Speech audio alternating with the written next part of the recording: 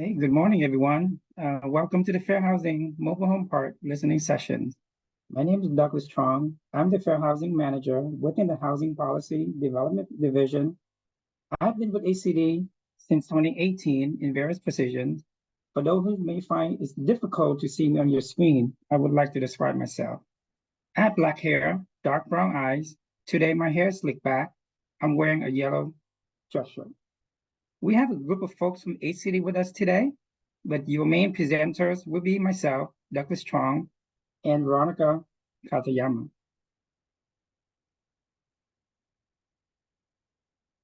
For today's listening session, we would like to go over a few community standards to encourage an open and productive dialogue. If you wish to speak, please raise your Zoom hand by clicking the raise hand icon located at the bottom of your screen, and we will enable the ability to unmute your microphone so you can share your thoughts. Please use the Q&A icon located at the bottom of your screen to share comments.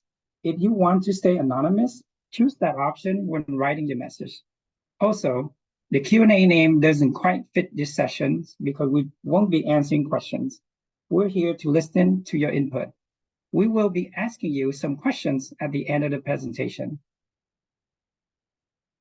Be mindful of different style of communication and learning. Recognize that some of us are external processors who think out loud, while others are internal processors who need time to reflect before contributing. Be mindful of the space you occupy in conversations, allowing others to participate. Be curious. Embrace the opportunity to learn from one another. If someone shares something new or unfamiliar, stay curious. Take notes, their comments, and revisit them later for further explorations.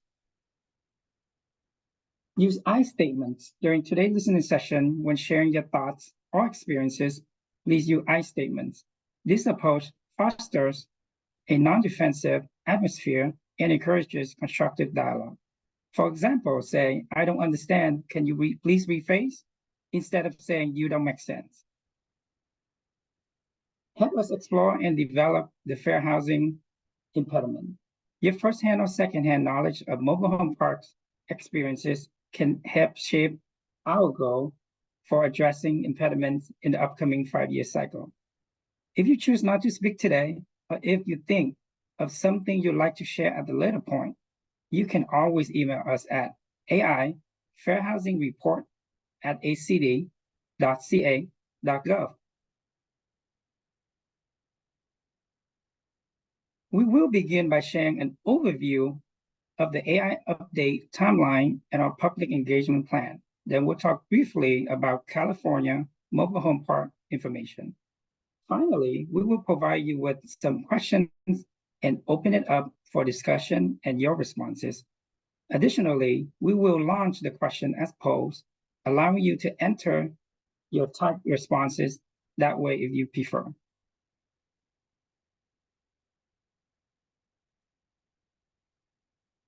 The AI team held a kickoff webinar on January 4th, and we are currently in the listening session and webinar phase of the timeline. By March 20th, we have conducted a total of 6 listening sessions as well as 2 webinars. Registration links for these events were included in the e-blast release on February 29.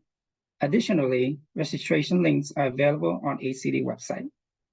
At the same time, we are seeking feedback through our communication needs assessment survey until April 1st. Following this, we will work to finalize our report. We plan to open the public comments period and hold hearings from mid-July to mid-August, with the final version scheduled to publish at the end of August of 2024. Here's an overview of our past and upcoming events. We'll promote pending webinars and public hearings through e-blast, social media, and our website. The listening session will be conducting cover a variety of topics. We have already completed a session on homelessness, disability and aging population, persons who are immigrants, tribal and native peoples, tenant protections, and today's discussion focuses on mobile home parks. As I mentioned in the last slide, you can register for the upcoming webinars on the ACD website or through the e-blast that went out on February 29. Our public hearings will be placed from mid-July through mid-August. We are still finalizing dates and location for the public hearings. Please stay tuned for updates. Any changes due to the state budget will be promptly communicated to you. We released a community needs assessment survey on January 30th in multiple languages, including English, Spanish, Chinese, Korean, Tagalog, and Vietnamese.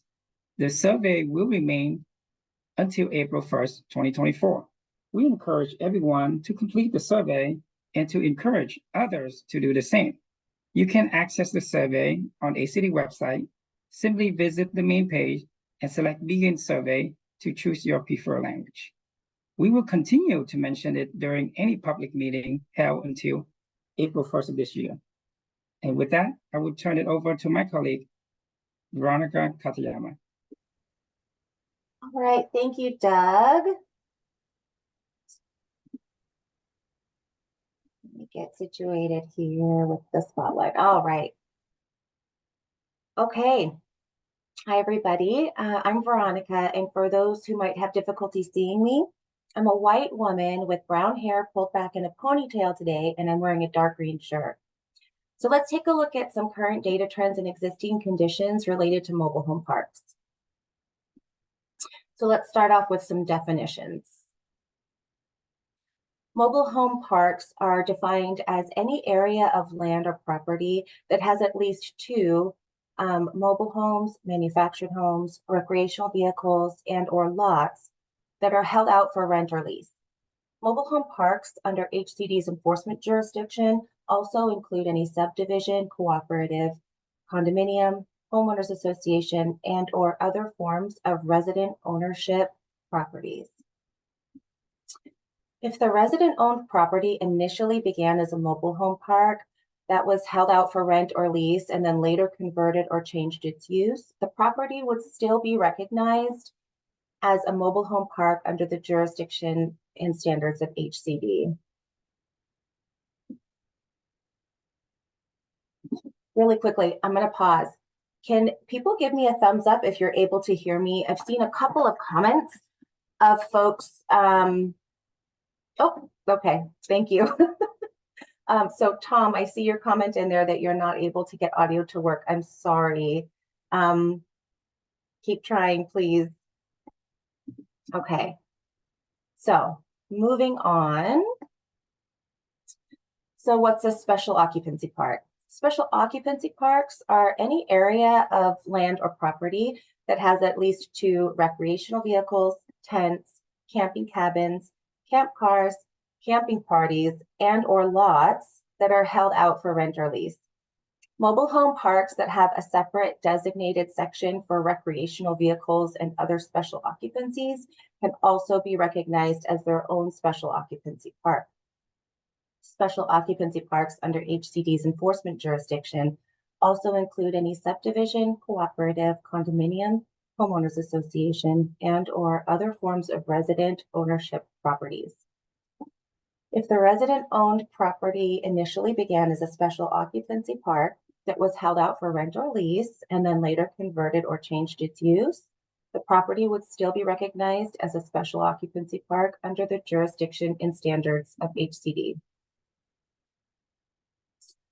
So sometimes in mobile home parks, disputes can arise between mobile home or manufactured homeowners and park management. To help resolve some of these disputes, California created the Mobile Home Residency Law Protection Program, or MRLPP, through the Mobile Home Residency Law Protection Act of 2018. It was originally scheduled to end January 1st, 2024, but it was extended to January 1st, 2027. This program is funded by an annual registration fee of $10 for each permitted mobile home lot, collected from mobile home park management at the same time as the annual operating permit fees. Note that the mobile home park management may pass on and collect the fee or portion of the fee from the homeowner at the time of rent payment. This is a separate line item in the bill and must be accompanied by a clear written description of the purpose of the charge along with HCD's contact information. Mobile home or manufactured homeowners living in mobile home parks under a rental agreement may submit a complaint for alleged violation of the mobile home residency law. Common violations might include illegal grounds for eviction, failure to provide proper notice of rent increases, or no written rental agreement between the park and the mobile home owner. HCD staff will process complaints and coordinate assistance to resolve severe alleged violations. The mobile home park permit to operate penalty fee waiver is for park owners and operators experiencing financial hardship from the winter storms of 2023 and 24, or other declared states of emergencies. Please note that this is not an annual permit to operate fee waiver, but it's rather the permit to operate penalty fee waiver that can be applied for. This chart depicts the number of mobile home lots by region in California. In Central California, there are just under 50,000. In Northern, there are about 125,000.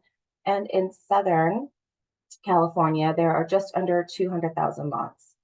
Since 2019, 78 mobile home parks have become exempt, closed, or converted. Mobile home parks are inspected per Health and Safety Code Section 18400.1 to ensure compliance. These inspections include general areas, buildings, equipment, utility systems of mobile home parks, each individual lot, and exterior portions of individual manufactured homes and mobile homes.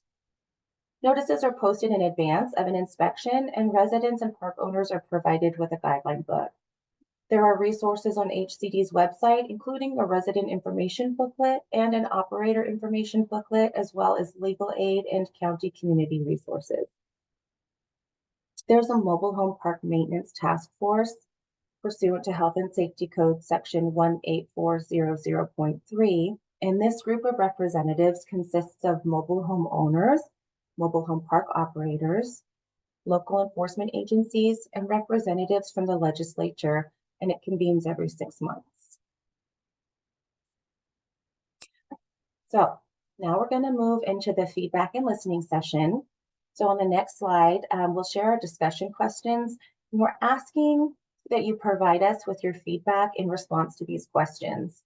I want to reiterate that this is not a Q&A session where we're in a position to provide you with answers about specific programs or services, but rather we're asking for your input to help shape the report and help us set up some department fair housing goals for the coming years. I'm also going to be launching these questions as individual polls where you can actually type in your responses for those who prefer to respond that way. So the questions that we have for you today, have you ever wanted to live somewhere but couldn't, and what prevented you from living there? Number 2 is, what does your ideal mobile home community look like? Does that exist? What would need to happen for that to become a reality? 3 is, what do you want the government to do to make your mobile home community better? 4, have you ever lost your mobile home housing, and what would have helped you to keep your housing? And so now, for anybody who would like to share their thoughts, you can go ahead and raise your Zoom hand, and I'm going to call on you in the order in which the hands are raised. We're going to get through as many speakers as we can today, of course. And I'd like to say again how much we really appreciate you all being here and being willing to share your thoughts and experiences with us. So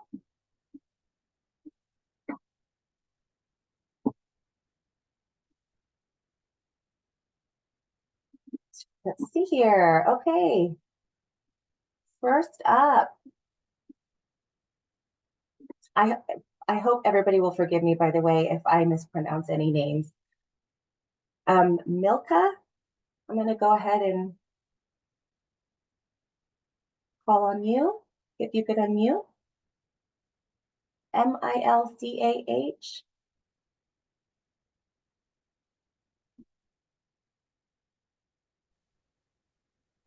Yes, Veronica? Yes, we can hear you.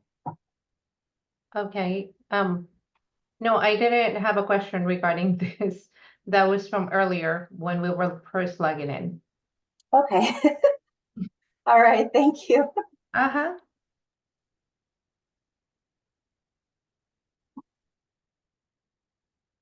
Okay. So then I'm gonna, by the way, anybody who has your hand up raised right now, you're gonna be called on. So I'm gonna go ahead and call on Diane Monroe. Okay, hi. I Hi. have one main concern which runs through the first three questions. So I'm going to try to address each of those three specifically. So there are a lot of places I can't live because I can't afford it. So we found mobile home living as an affordable hybrid. So that's my comment to number one.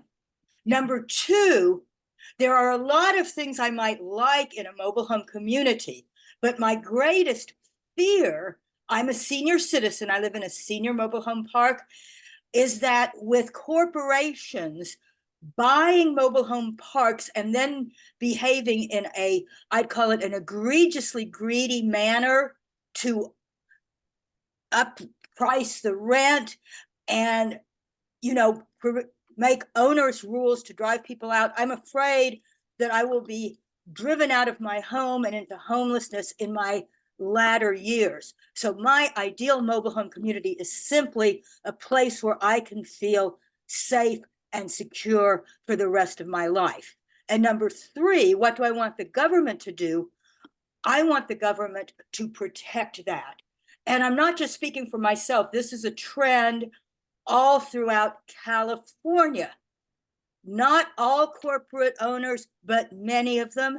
And it's not just me, but it is a lot of seniors who have worked hard and saved all their lives could be cast out into the streets. So that is the main thing I am concerned about. You know, other things like, is the lawn maintained or stuff like that, or do we have a swimming pool, or secondary to knowing I have a home that I can stay in? That's all. Thank you so much, Diane. I really appreciate you sharing your thoughts on this. Thank you. Okay. I'm going to move over to Ada.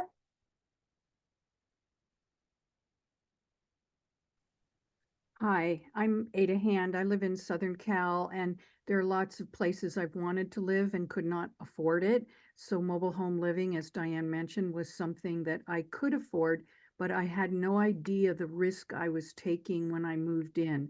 Now I'm aware of those. I'm a member of the Mobile Home Resident Coalition, which is a statewide nonprofit that's trying to get a rent stabilization ordinance passed statewide. My ideal community, mobile home community, looks like the one I live in. I live in Del Mar Estates in Huntington Beach. Our management is kind and caring, and they have reasonable rent increases each year. They've instigated a community action program, and it can happen. It is owned by a family, and he inherited it from his father, and they feel like they want the residents to be part of a community. What do I want the government to do to make the better? I want a statewide rent stabilization ordinance. I want us protected. We are the only kind of housing that has no protections. Other renters do, although the rents can increase at higher rates than we would like, but we're the only group. And I somehow think that park owners have contributed to legislators to get them to not pay attention to us. And I've heard so many stories as part of our Mobile Home Resident Coalition from people who are homeless now. And it isn't just seniors, although seniors are the worst because we're on fixed incomes. And but there are families who are trying to get a foothold and build eventually their income levels and savings so that they could buy a house, a regular house. But this is taking advantage of them as well. We have a neighboring park where was bought up by a conglomerate investment group. They raised the rents, they were doubled in a few years, and they changed it from a senior park to all age. And now those families are having to rent out bedrooms because they can't afford the rents. And the kids are playing in the streets along all the parked cars. And there might be 5 cars to a mobile home space because they have to rent to so many people. Have I ever lost my mobile home housing? No. What would have helped me keep my housing? Definitely the rent rates not going up more than 3 to 4% a year. That would definitely help me and everybody else that I've talked to. Thank you. Thank you, Ada.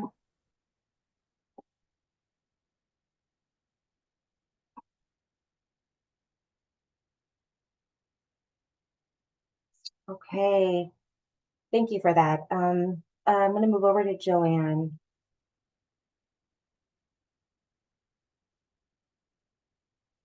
You there, Joanne? So sorry. Hi there. First, I just want to say Diane and Ada did an excellent job, and I would totally agree with them and all that they said.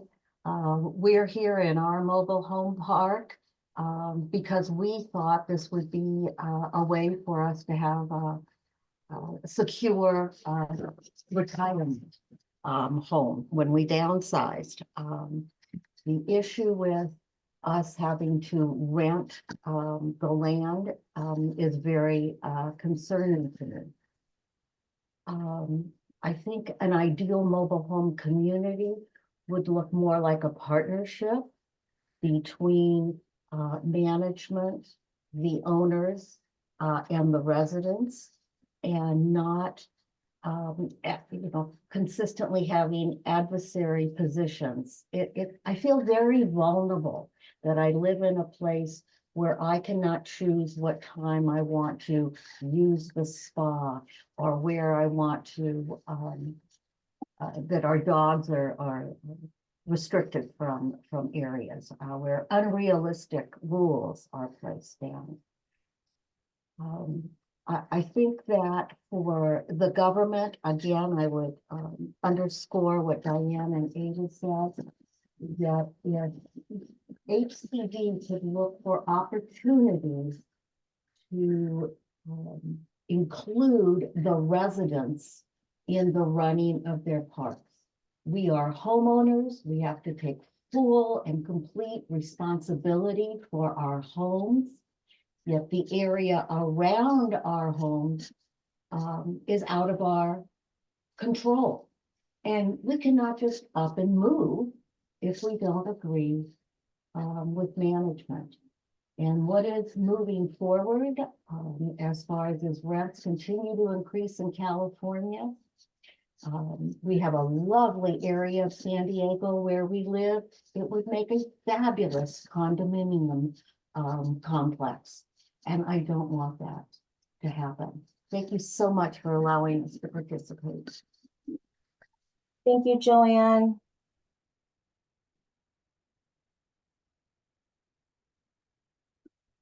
Okay, everybody hang tight for just one moment. The next one up is going to be Dory. I'm just gonna launch the question as a poll. I'm gonna give everybody a couple of minutes to type. So for any of you who don't want to raise your hand and speak today, but who want to provide a response to questions, we're gonna launch those as polls. So I'm gonna go ahead and launch question 1.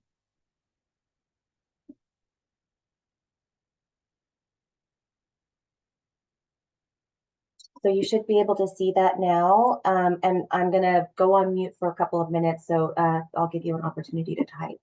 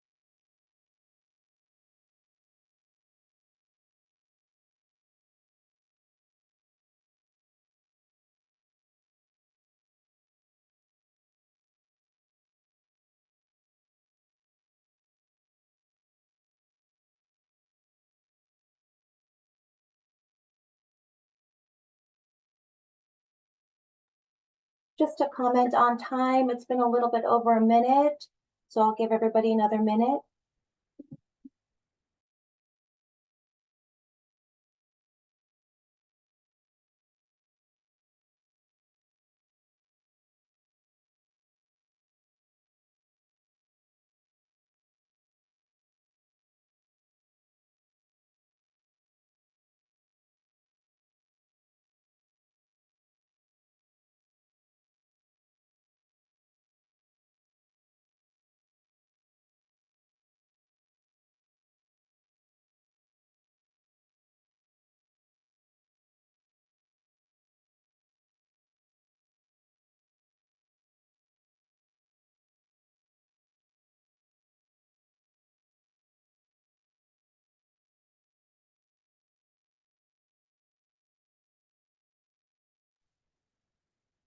Okay, it's been a couple of minutes, so I'll give you about 15 seconds. If anybody's pretty close to wrapping up, go ahead and get those sent in.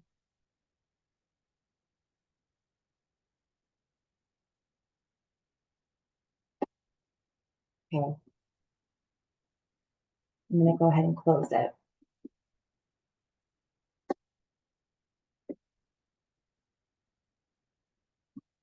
Thank you so much for your responses. I will go ahead and go back to calling on folks. If you want to speak, again, raise your hand. We're just going to go in order here. And I'm going to call on Dory. Hi. Yes, thank you.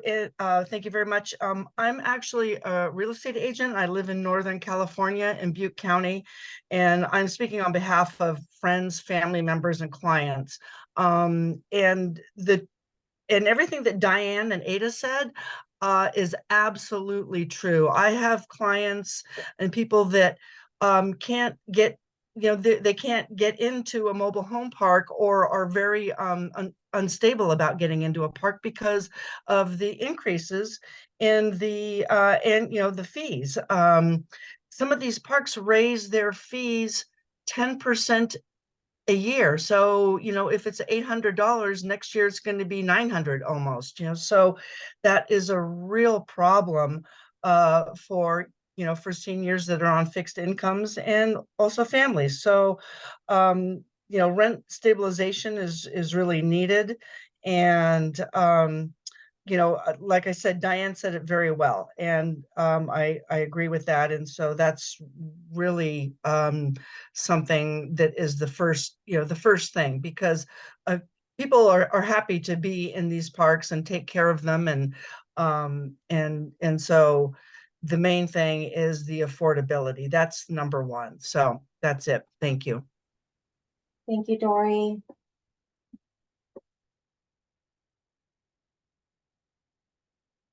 Okay, let's move over to Robert. You want to go ahead and unmute? Thank you.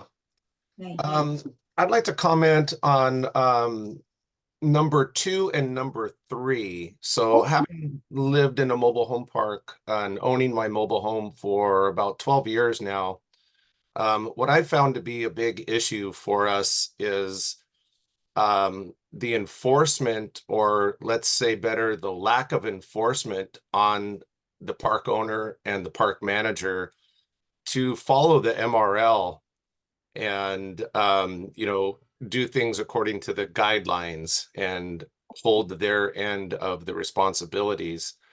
I know that the MRLPP is a great idea in theory, but the fact that it only handles the most severe and egregious cases doesn't help us.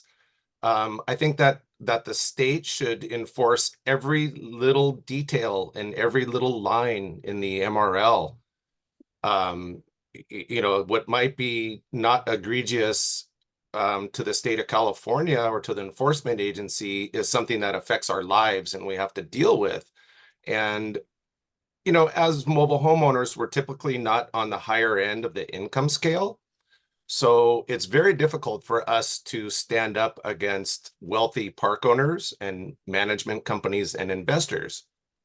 So I would like to see that some way the state could do a better job of enforcing the MRL on park managers and park owners, maybe in the form of sting operations like they do with the Contractors License Board, where they have agents that come in and act as potential purchasers or residents, and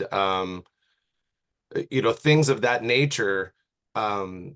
Because under the MRL, yes, we have the right to go to small claims court and ask the judge, but every time we keep facing this wall of, we only want to take care of egregious or severe violations. But if you've ever lived in a mobile home park, you'll know that even the small things add up. When you have 3 or 4 little things that the park manager is violating the MRL, taking advantage of our rights, it truly affects our lives and our abilities to exercise our rights. And thank you very much. Thank you, Robert.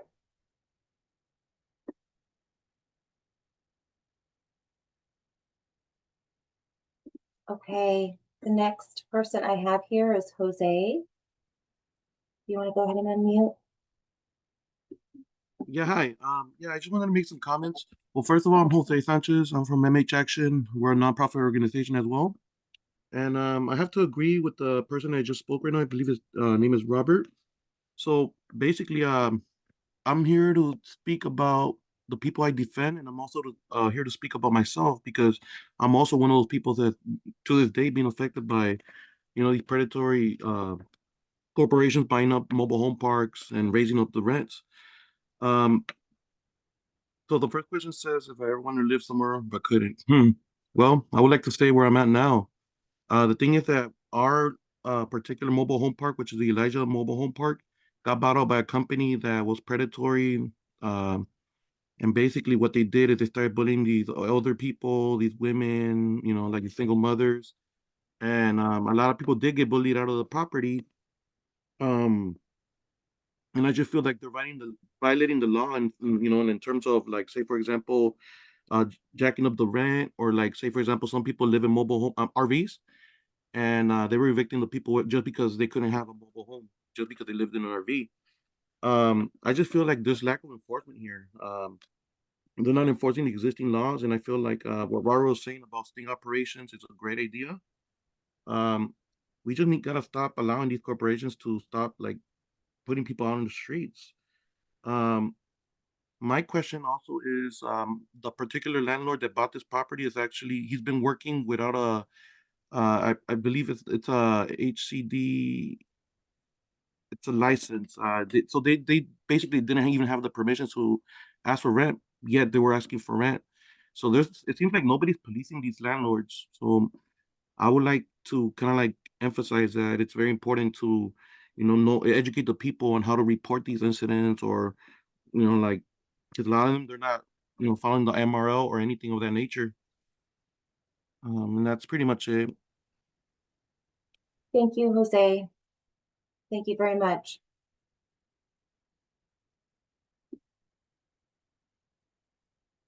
Oh, I just lost Connie. Okay, so I have Robert. Can you go ahead and unmute Robert?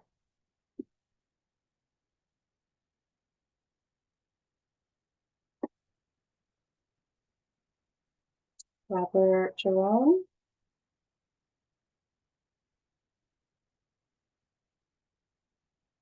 Okay, I'm gonna go ahead and move on.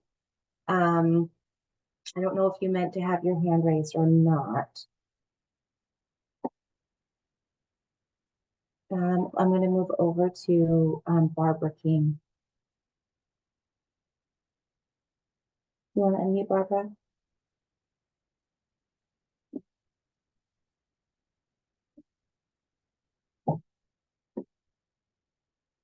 Are you there, Barbara? Here it is. Sorry, I couldn't find the mic. I'm legally blind. I've looked in every corner. I'm glad you're Sorry here. about that. I want to refer to number 4, question number 4. Yes, I have lost my home.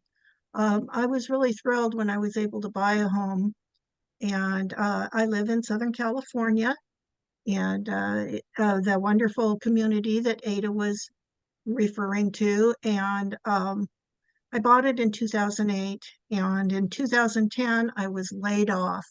Our entire department was laid off. And I was able to hang in until October of 2012.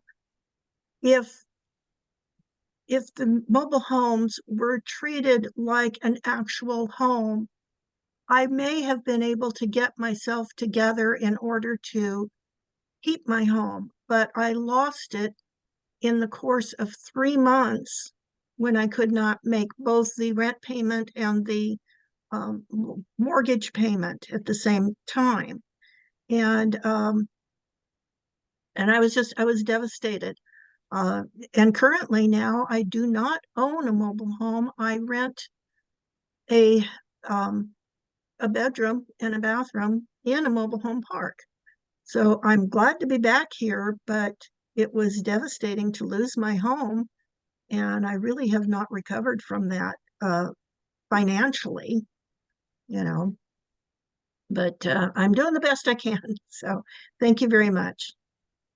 Thank you for sharing that with us, Barbara. Thank you again, everybody. Thank you for being here and being willing to share some of this.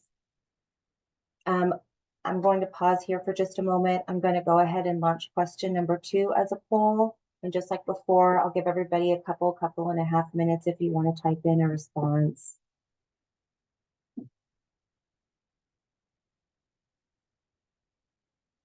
That should be on your screen now. I'll go ahead and mute for a little bit.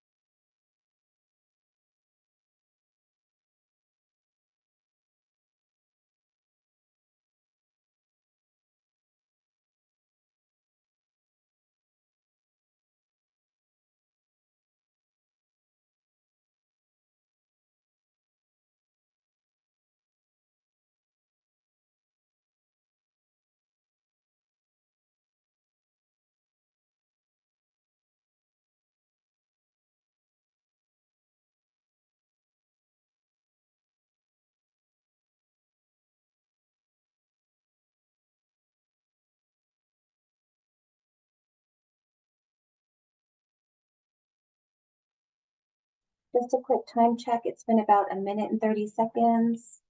I'll give you another reminder in about 30 seconds.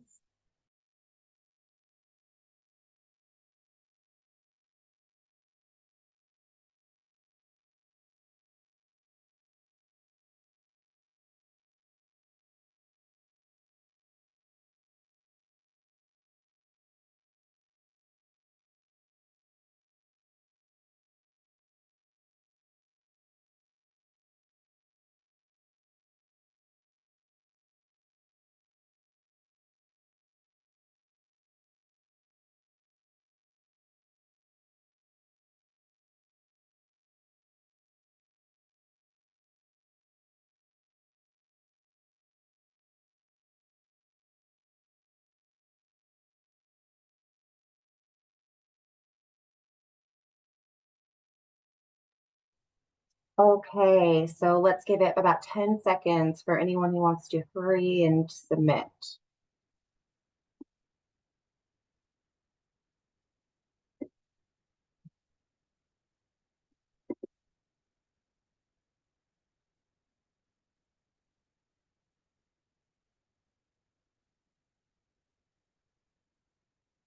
All right, thank you for everybody who responded. Robert Jerome, I see your hand is still up. I wasn't sure if that was on purpose or not. I'm going to go ahead and ask you to unmute. if you're able to.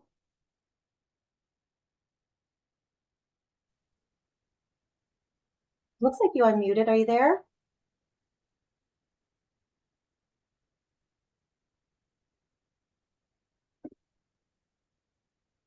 Don't know if perhaps you're connected to the wrong microphone in your sound settings. It looks like you unmuted, but I'm not able to hear you.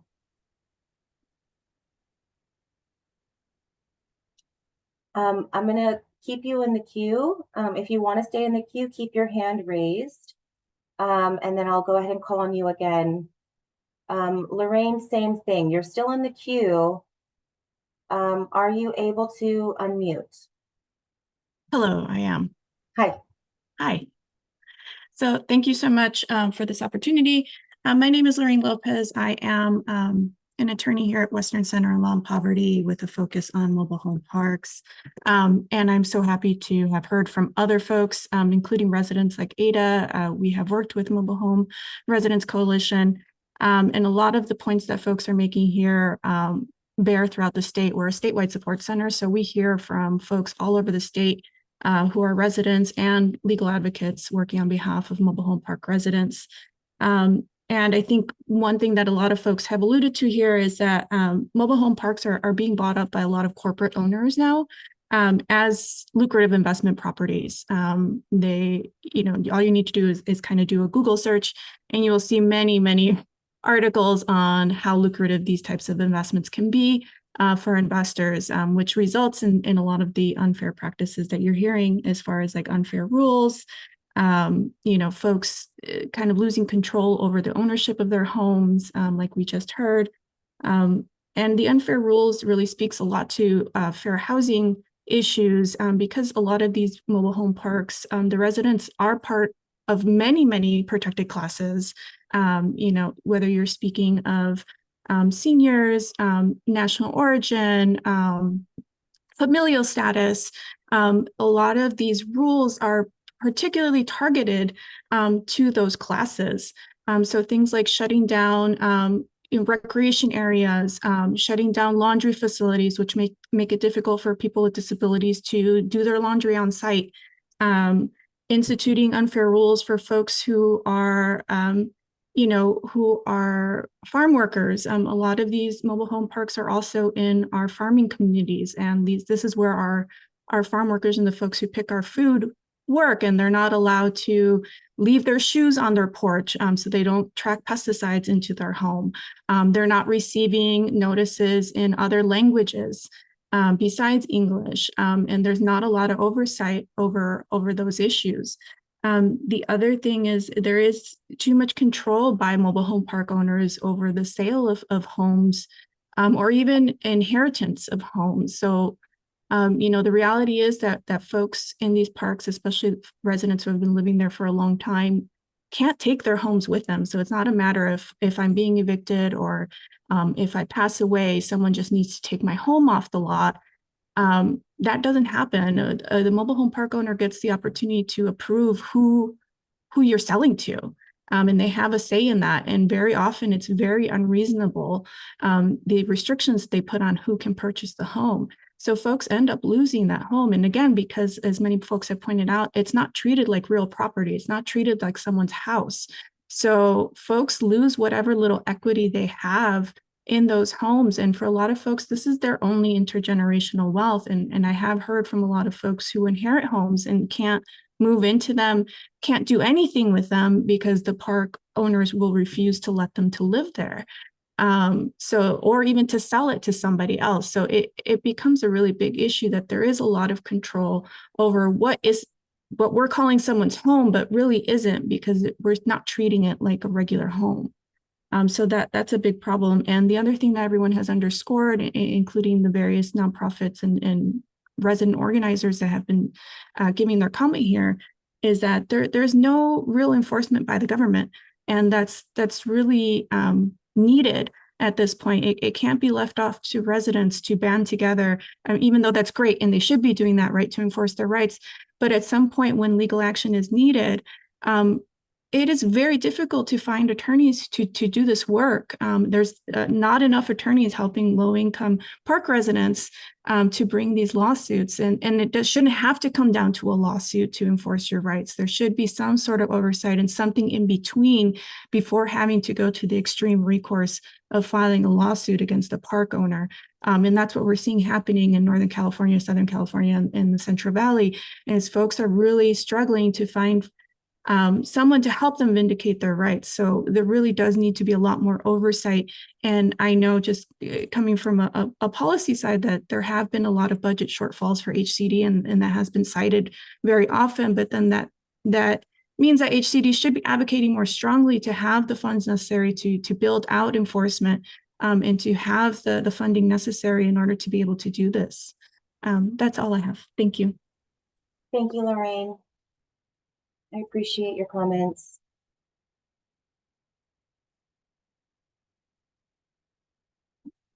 It looks like up next, I have Connie. Are you able to unmute, Connie? Can you hear me? Yes. Okay.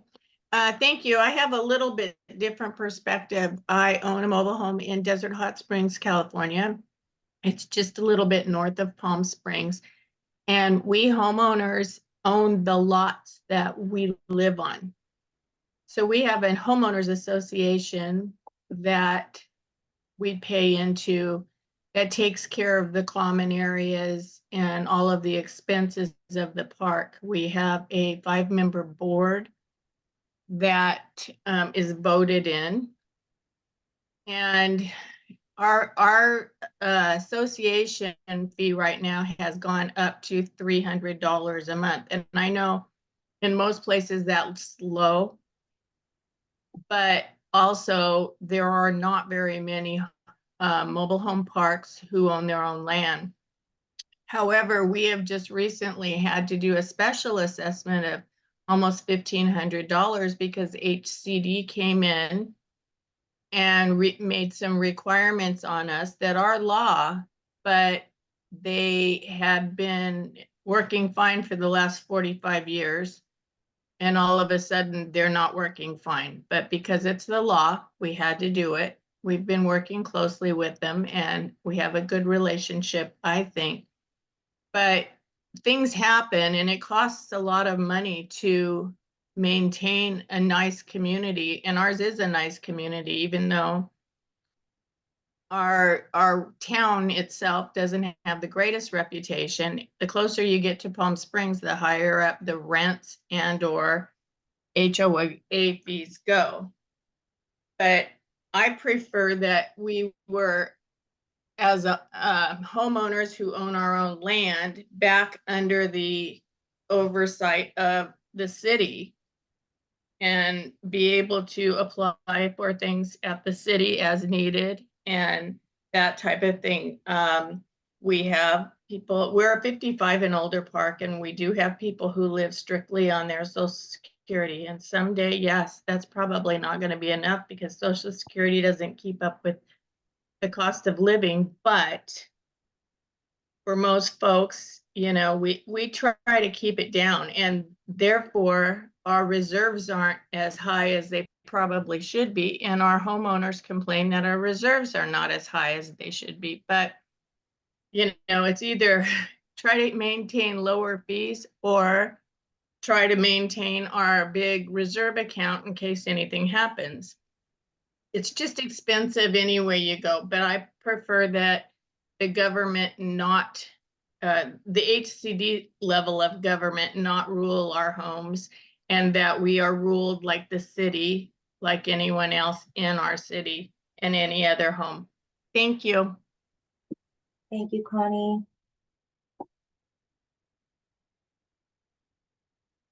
Okay, I'm going to move over to Rose. Can you go ahead and unmute, Rose?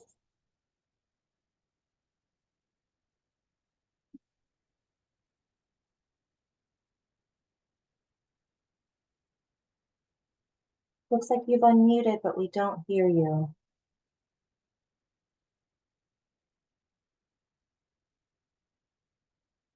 Are you able to select a different microphone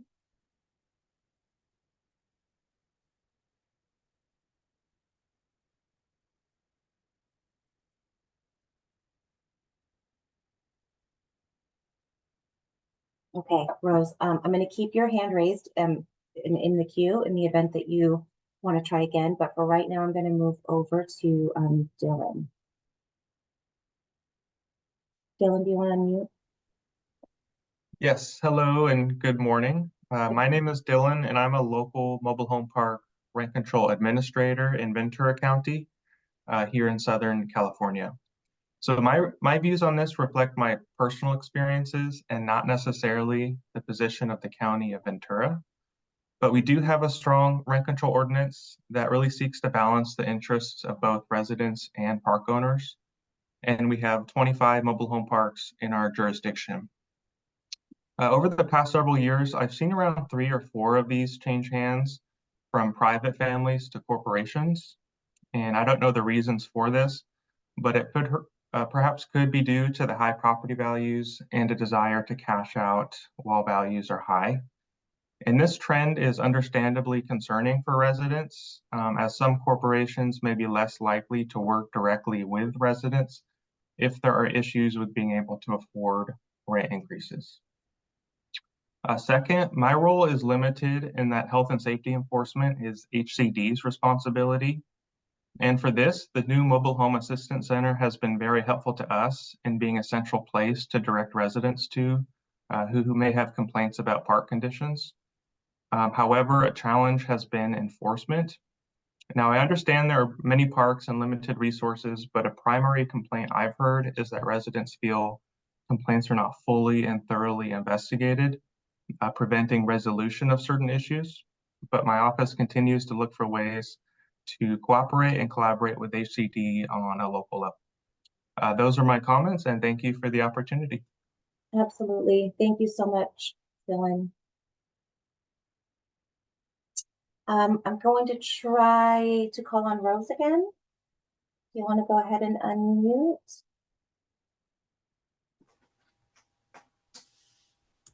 Rose? Can you hear me? Yes, I can.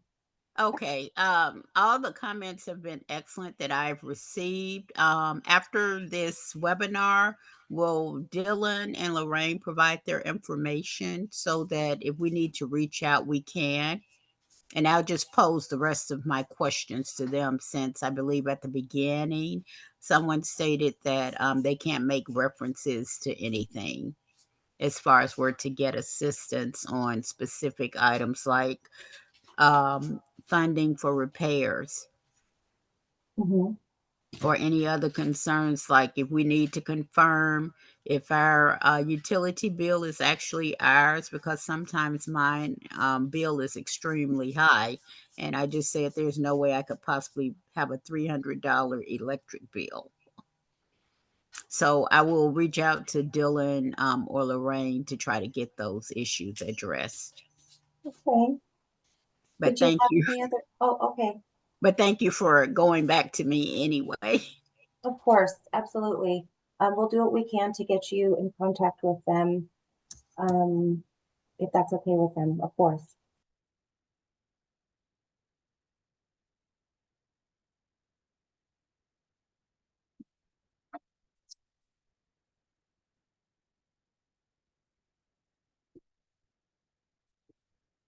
Sorry, I'm just making a quick comment to myself about it. Okay, I'm moving over to Eileen Jacobs. You there, Eileen? Hi, I'm here. Hi there. Thank you. I typed in a statement rather than a question, but I think one of the things that is especially lacking throughout the state for mobile home parks and in mobile home parks is addressing the effects of disasters. Mobile home parks are affected much more than standard housing, often because of their location or because of the nature of the housing.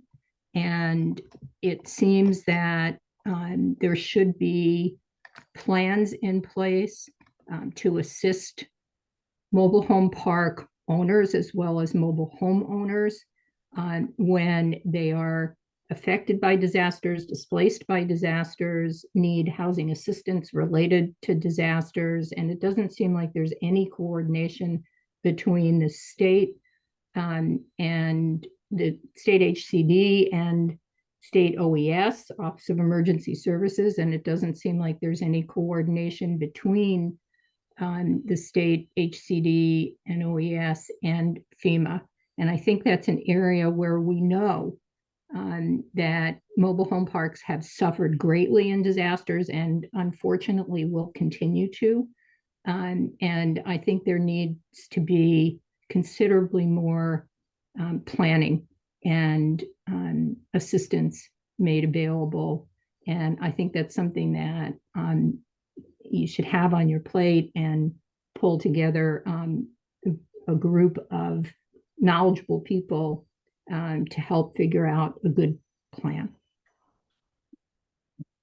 All right, thank you so much, Eileen. How about Teresa? Can you go ahead and unmute?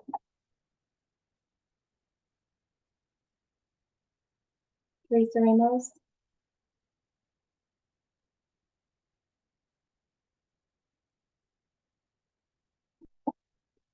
Okay, so I'm going to go ahead and keep you in the queue. And I'm going to move over to Andy.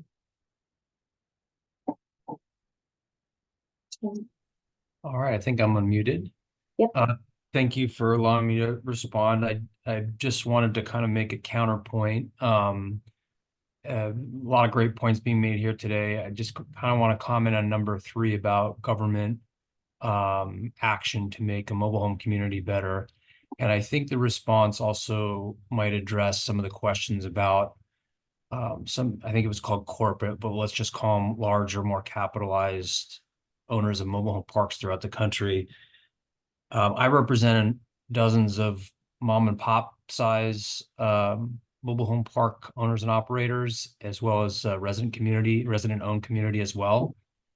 And I think what we see over the years and decades is it becomes increasingly difficult, seemingly often impossible to fully comply with the ever increasing regulations and rules and laws to operate a mobile home park, which frankly discourages moms and pops from owning. I think somebody said it was to cash out. I don't think that's necessarily the case.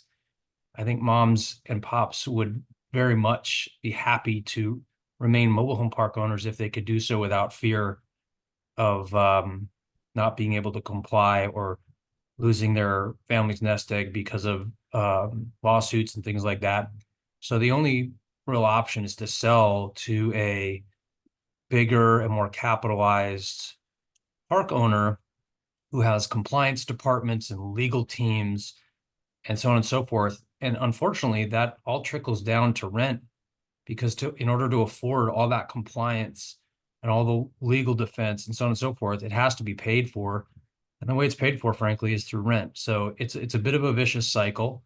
I'm very empathetic to the idea that we want to have communities be safe and fair and work for everybody. But the notion that the government needs to do more often can be self-inflicting in terms of wounds, in that it can lead to more corporate ownership. So it's just a perspective I wanted to share. It might be different than some folks think, but I think it's important to consider. Thank you. Thank you so much, Andy.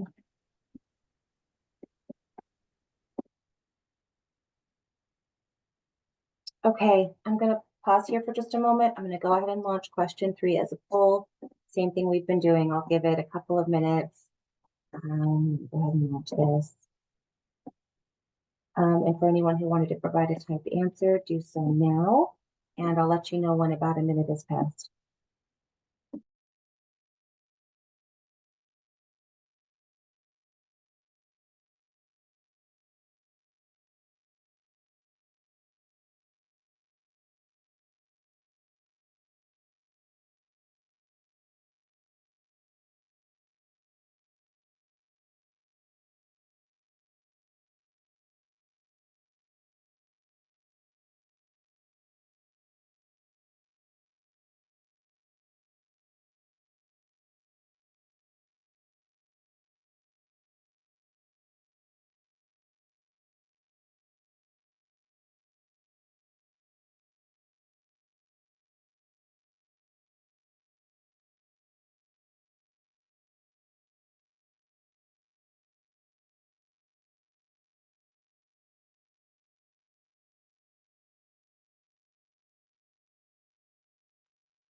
been about a minute. I'll give it another minute.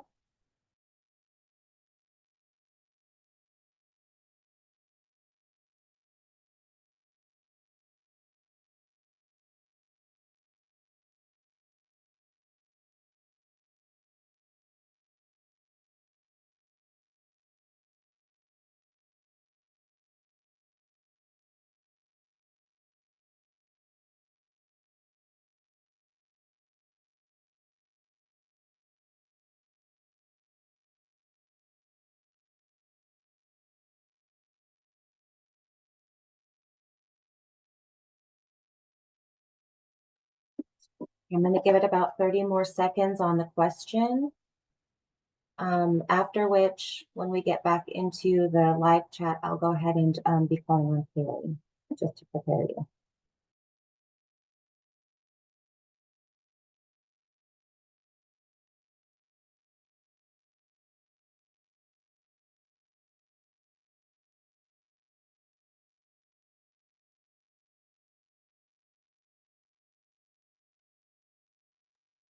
Okay, about 10 more seconds for any final answers.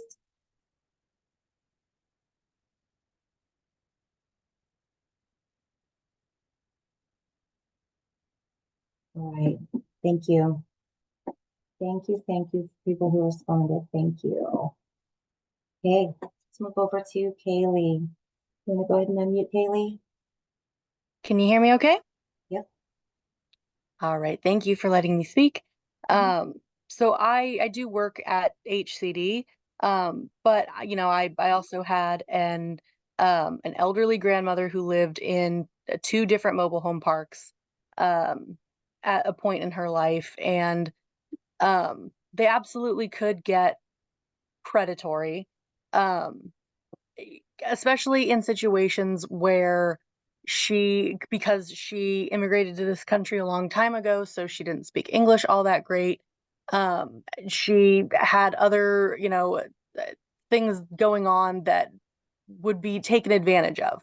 And if my mother had not been as proactive as she was, it could have been a lot worse. And I know that other people who have spoken today have also said, you know, aside from the problem with rent control, aside from the problems with, you know, no proper protections against natural disasters or accessibility issues or maintenance issues, you know, those are things that you know we deal with her as well.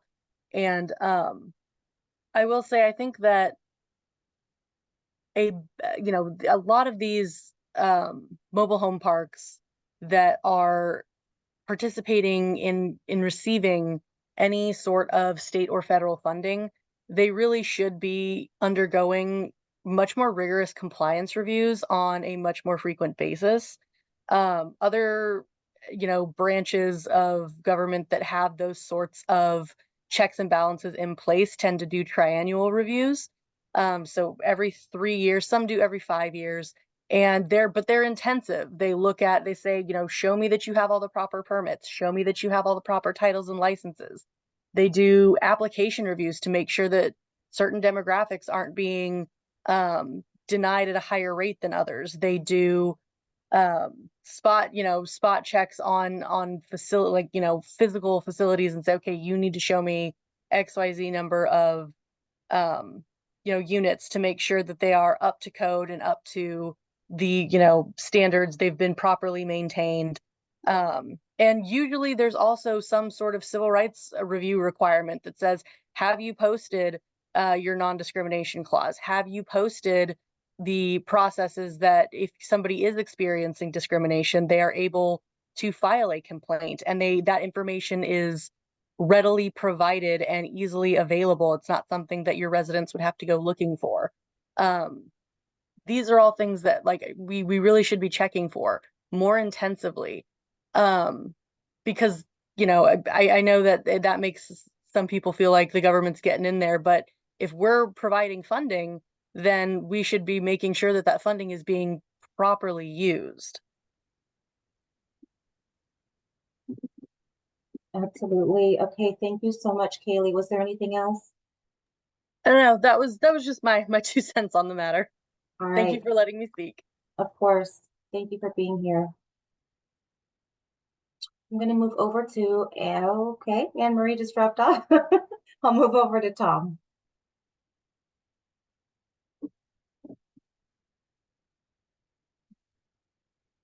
You there? I see you're unmuted, Tom, but again, I don't know if we have a microphone issue where you might need to select a different microphone.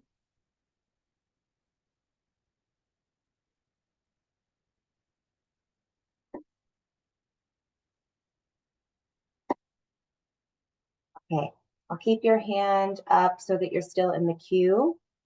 But for right now, I'm going to move over to Margaret. Can you unmute Margaret? Yeah, can you hear me okay? Yep. Hey, I wanted to chime in. I am an attorney at Legal Aid of Sonoma County, and I know this is a space for residents, but I did want to share a couple things because there are a couple of bills that we're sponsoring that I've heard concerns around the same issues that these bills address pop up in this meeting. So I'm going to go ahead and put them in the chat. One is AB 318. It aims to improve emergency disaster planning for parks, and it would tie a new evacuation and disaster plan requirement to a park owner's licensing requirements. Obviously enforcement by HCD would be critical to making sure that those requirements are met. I understand that HCD isn't going to be able to go to every park and make sure they have an adequate plan, but park owners would have to, basically attest to the fact that they have implemented a better plan than what currently exists, which is very, very outdated. So that's AB 318. Authored by Don Addis. And then the bill that I'm working on is AB 2539, and it's a Mobile Home Resident Opportunity to Purchase Act. The idea being that residents can form a resident organization for the purposes of purchasing a park. They already can do that, but they're only given 30-day notice. So this bill would increase that notice period. We're shooting for 120 days, and it would carve out a protective window of 6 months for them to have the right of first refusal and make a competitive offer if a park is being considered for sale. Whether that is with the listing agent, which we know never happens, hardly ever happens, whether it's any kind of offer to sell to a third party, or even when an investor backed firm or big money buyer comes in and offers to purchase even though it's not even for sale. We're trying to close that loophole because we have heard that that's happened and that tenants were ready to purchase and were not given notice of the sale. So they lost that opportunity. So we're trying to enshrine that right into California law through an amendment to the mobile home residency law. I didn't mean to get on here and give a pitch for our bills, but I think it's really important. I'm going to drop my email in the chat.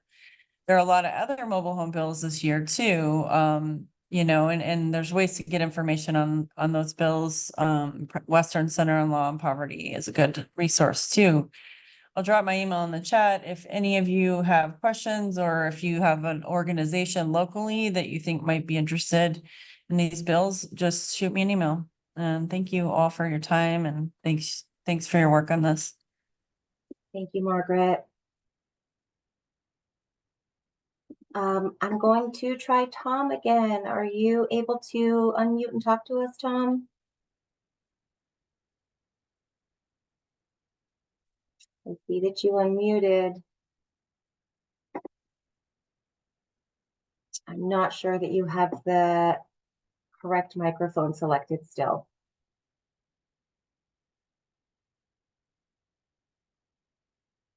Okay, so I'm going to do the same thing again. I'm going to keep you in the queue. So keep your hand raised if you wanted me to call on you again.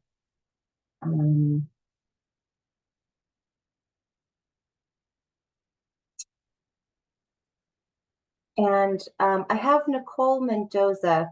I think from past experience, this might be a name that's shared among other accounts as well. I'm not sure. Yes, hello. I'm not Nicole Mendoza, but I work under her, so. Got it. Okay, so hello, my name is Ramey Aquino. I work for Disability Rights California under Nicole Mendoza.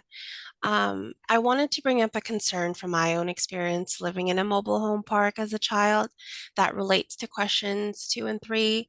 And a mobile home park was an accessible and affordable housing option for my newly immigrant parents at the time. But what ultimately drove us out was safety concerns. And as someone who is a justice-oriented individual, I recognize that not only does HCD have limits as to responding to safety concerns, I also don't necessarily believe increased involvement of law enforcement is the answer. But I do think a concern for some folks, especially in the Bay Area, like where I used to live, Richmond in particular, is feeling safe in a home, even when it is affordable and accessible. Because if they don't feel safe, then this can drive people out and, of course, other consequences. Thank you so much. Thank you.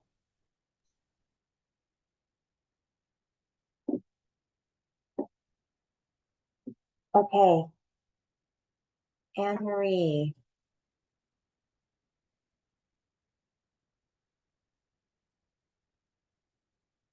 Are you there, Anne Marie? Are you able to unmute? Hi, sorry, there wasn't an unmute button the last time on my bar, that's why. I'm sorry. Okay. Basically, to piggyback on everything, thank you, I'm sorry, the unmute button wasn't there to begin with, and now it is. What I was regenerating is, do you remember when you guys were talking about the mobile home manager program? Okay. I would like to add in the same thing. What I would like to see the government do is add in a component to that program in regards to education and have them, the managers, all of them, communicate on a daily basis to the residents. Like, in other words, have them know their names, just like in the TV series Cheers. Have them know their names on a daily basis and go, okay, this person is planning on building a ramp because they're gonna get knee surgery. So they're proactive of teaching this person, you need a permit, you need to build it in this structure, you don't need to take shortcuts. And then the other component is have the mobile home manager program and the education from it opened up to all the residents for free. So that way they can learn for free that these are the things that require permits. These are the things that require a handyman versus a licensed contractor and what to look for a licensed contractor. The communication component is what I think that the government needs to do on the daily basis and have it a requirement that the managers walk around literally on a daily basis to each person, each home, to see if they can help or service each other. Thank you so much, Anne Marie, for your comments. I'm going to go ahead and I'm going to launch poll question, which is just question number 4. Same as the previous 3.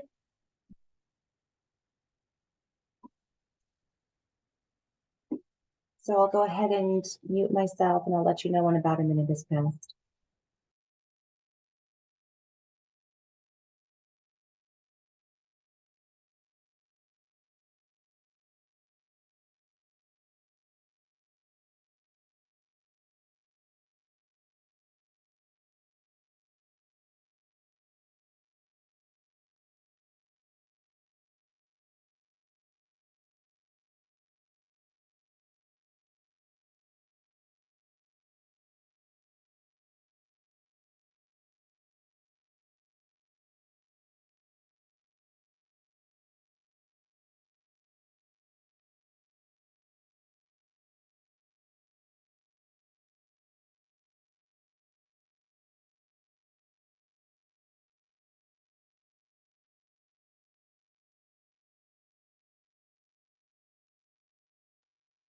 A quick time check. It's been about a minute.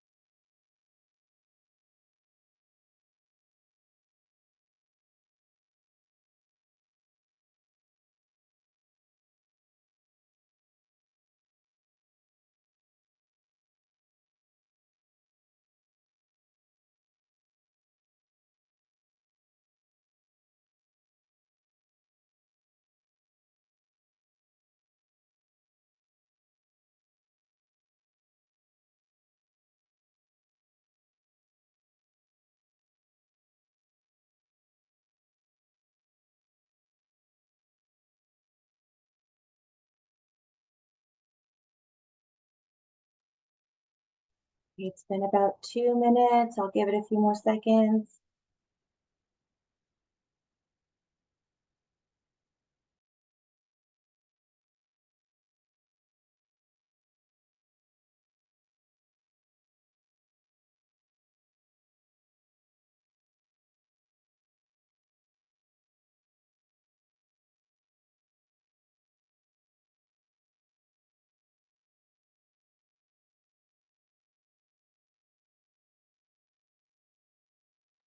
All right, I'm gonna go ahead and close this one.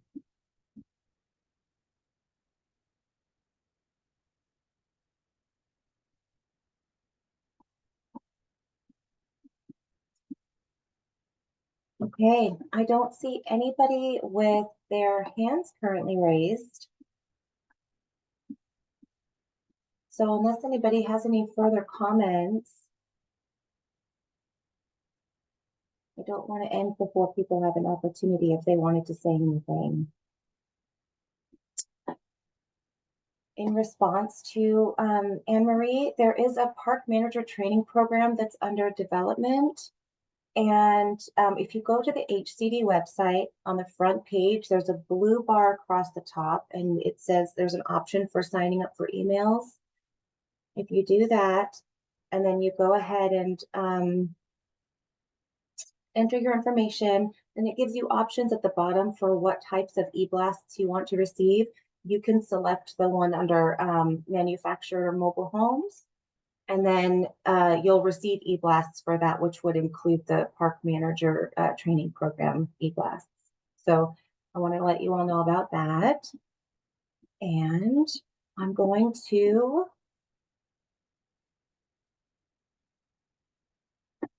go ahead and I'll call on Robert. Robert again. Hi again. I just wanted one more time to reinforce the fact that there is a lack of enforcement of the MRL.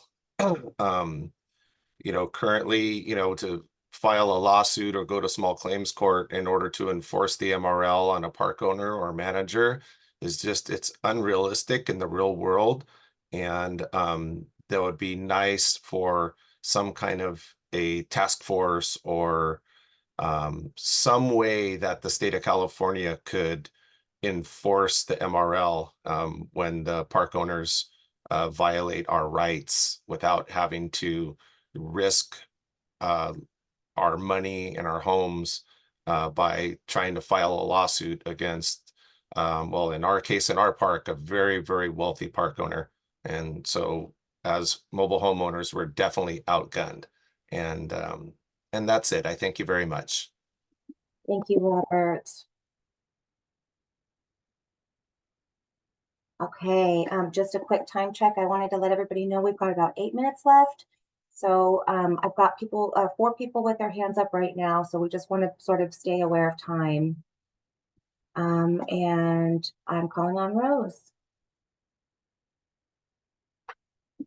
Can you hear me? Yep. Okay, it wasn't a question, but someone couldn't unmute their mic. I had to go to settings to get help when I wanted to speak. And I'll just pose my question to the people who are not necessarily residences, but who have knowledge of how things should work. If their information could be provided, I'd appreciate it. Thank you.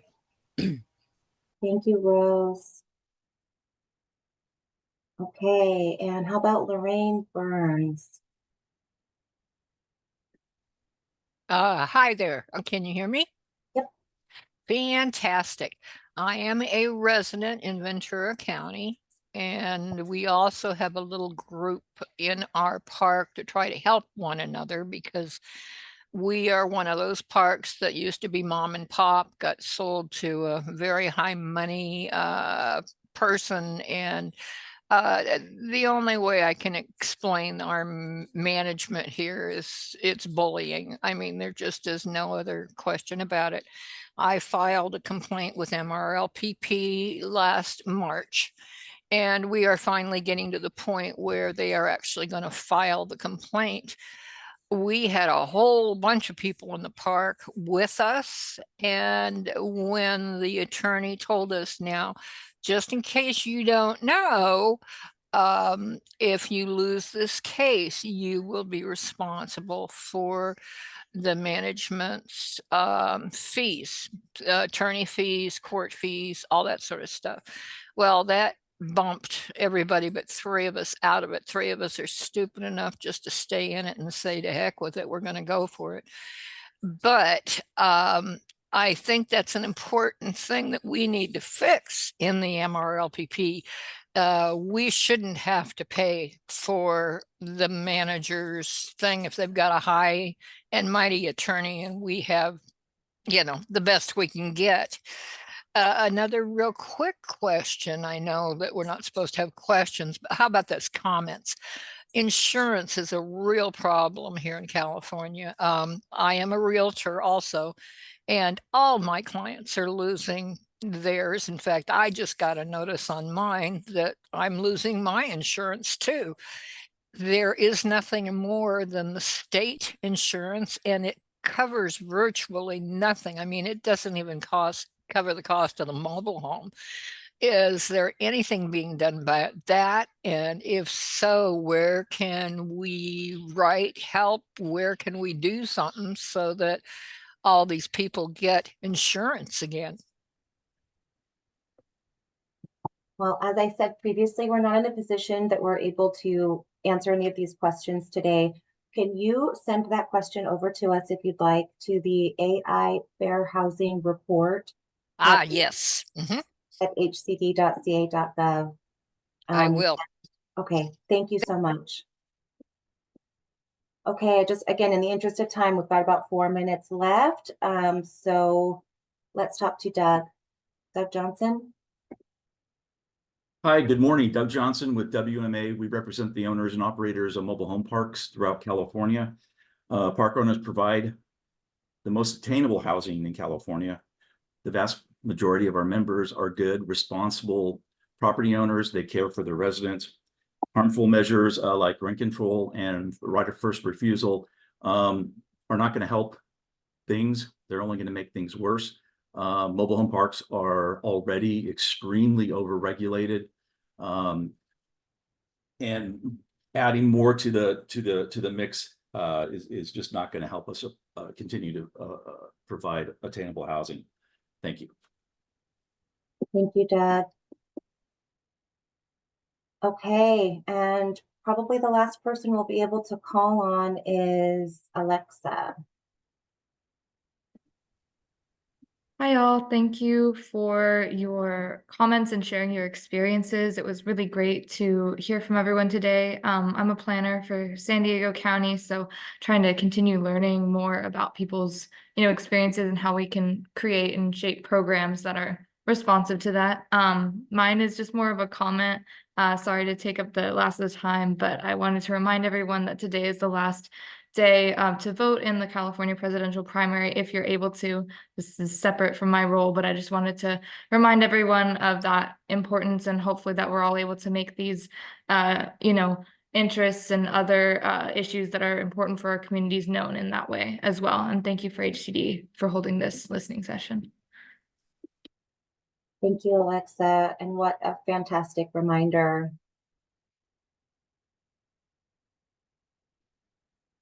Okay. Thank you for everybody for attending today. We really appreciate everybody's comments. Just as a reminder, we are posting the recordings and PDFs of the slides. That's happening every couple of weeks or so. And I know it's not the easiest to navigate where we have these posted on the website. We're working on that. We want to put them into a place that's far easier for you to be able to access, or at least to be able to describe very clearly where they are. So thank you all for joining. If you have any further comments that you wanted to provide, you can certainly send those to AI Fair Housing Report at hcd.ca.gov. And with that, we'll go ahead and close the listening session. Thank you all for being here today.